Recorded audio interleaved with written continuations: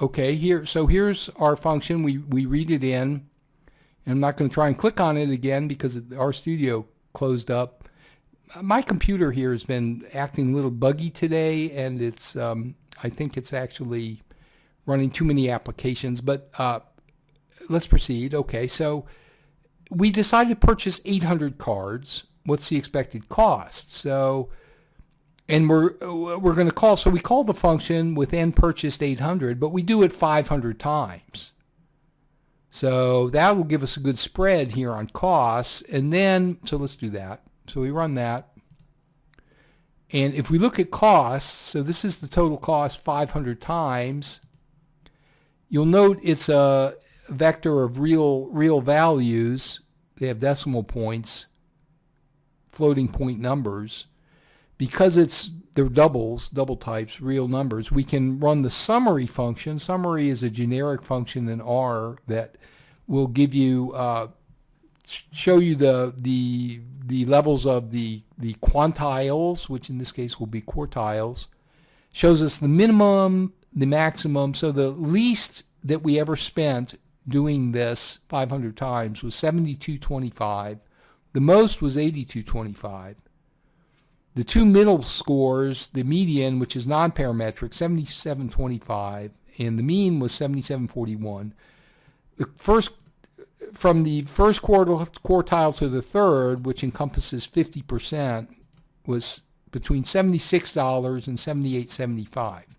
Really not much difference. Now, when I did this before, you can see in my notes, here are the numbers I had then, very similar. Third quartile, same. First, it was exactly the same. The only difference, the mean was a little different. But and that tells you that 500 times it makes it stable. It returns a result that's stable because you've done it so many times. Takes the randomness out of it. So we see that buying 800 cards, there's a 50% chance of it being somewhere between $76 and $78.75. So let's do this one step further, and we'll write a new function, expected cost, that will take 100 samples of cards, each of size and purchased, and it will compute the average total cost. And we'll use replicate to do the repeated simulations, and mean will find the expected cost from this vector of total costs. So we'll make this a function, expected cost, and notice in this function, so we're going to call expected cost, which returns an expected cost, but to do that it calls this function, collect2. So here, this is calling the function up here, this one, the long one. But it's doing it 100 times, and so we'll get the costs. That summary was just from once. Okay, so, and we will pass in a vector of values for the number purchased. Instead of just one value, we'll pass in a vector from 500 purchased to 1,500. So then we'll have a mapping. We'll have an expected cost for every level, every value in this vector, 500 to 1,500, and we can look at it. We can look at the expected cost, see if they go up or down as the number we buy moves from 500 to 1,500. So that's what we do. Let's do that here. We use sapply again. That's our function. Here's our vector 500 to 1,500. So it's doing it on every value. Puts that in eCost. Then we're going to plot the results. Let's make sure we have some room down here.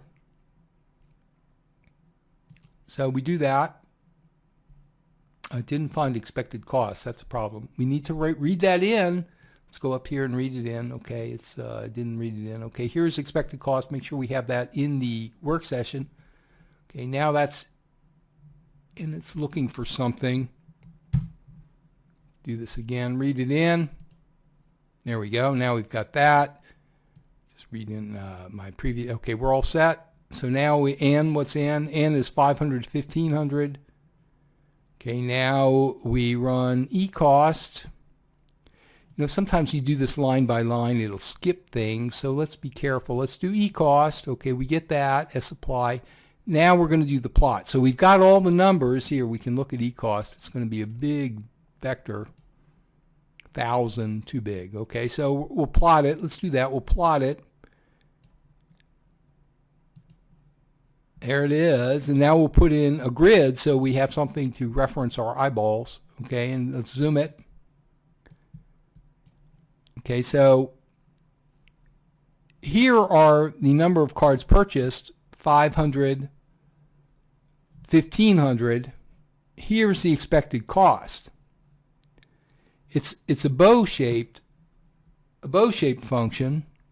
That is, the cost goes down initially as we buy more and more cards from 500 up to about 950 or so. Right about here is the lowest cost. The expected cost is about $76 and maybe 50 cents.